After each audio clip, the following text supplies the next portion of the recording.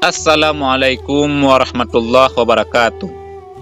Alhamdulillahirabbil alamin. Allahumma shalli ala sayyidina Muhammad.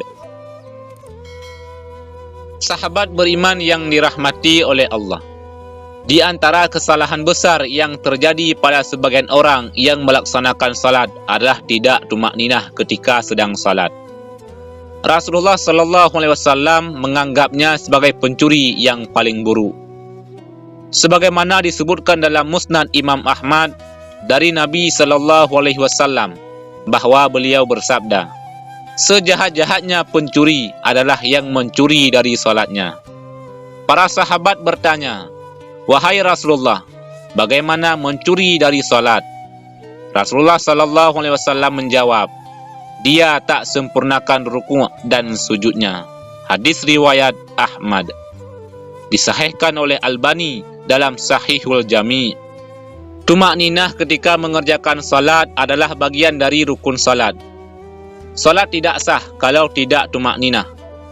Rasulullah sallallahu alaihi wasallam bersabda, jika kamu hendak mengerjakan salat, maka bertakbirlah, lalu bacalah ayat Al-Quran yang mudah bagimu. Kemudian rukuklah sampai benar-benar rukuk dengan tumakninah. Lalu bangkitlah dari rukuk hingga kamu berdiri tegak. Setelah itu sujudlah sampai benar-benar sujud dengan tumakninah. Lalu angkat kepalamu untuk duduk sampai benar-benar cukup dengan tumakninah. Setelah itu sujudlah sampai benar-benar sujud. Kemudian lakukan seperti itu pada seluruh salatmu. Hadis riwayat Bukhari dan Muslim dari sahabat Abu Hurairah. Sungguh mengerikan jika kita rajin melaksanakan salat, namun tidak memperhatikan rukun-rukunnya dengan baik, dari mulai berwudu, takbiratul ihram hingga salam. Dalam sebuah hadis meriwayatkan, sesungguhnya ada seseorang yang salat selama 60 tahun, namun tidak ada satu salat pun yang diterima. Barangkali orang itu menyempurnakan rukuk tapi tidak menyempurnakan sujud, atau menyempurnakan sujud namun tidak menyempurnakan rukuknya. Hadis Hasan riwayat Al-Asbahani dalam At-Taqrib.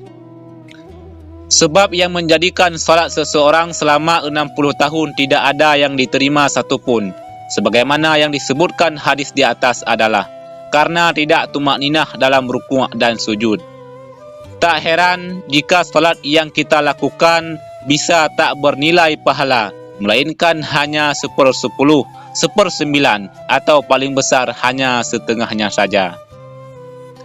Dalam sebuah hadis meriwayatkan, sesungguhnya seseorang benar-benar selesai dari salat, namun tidak dituliskan pahala baginya, melainkan hanya 1/10 dari salatnya, 1/9-nya, 1/8-nya, 1/7-nya, 1/6-nya, 1/5-nya, 1/4-nya, 1/3-nya, atau setengahnya. Hadis sahih riwayat Imam Abu Dawud. Padahal amalan yang paling pertama dihitung kelak di akhirat adalah salat. Jika salatnya baik, insya-Allah amalan dan ibadah lainnya akan Allah terima. Namun jika salat saja sudah buruk, maka amat mungkin amalan lainnya tidak diperhitungkan. Na'udzubillahi min dzalik. Rasulullah sallallahu alaihi wasallam bersabda, sesungguhnya pertama kali yang dihisab, ditanya dan diminta pertanggungjawaban dari segenap amalan seorang hamba di hari kiamat kelak adalah salatnya. Bila salatnya baik, maka beruntunglah ia. Bila mana salatnya rusak, sungguh kerugian menimpanya. Hadis riwayat At-Tirmidzi.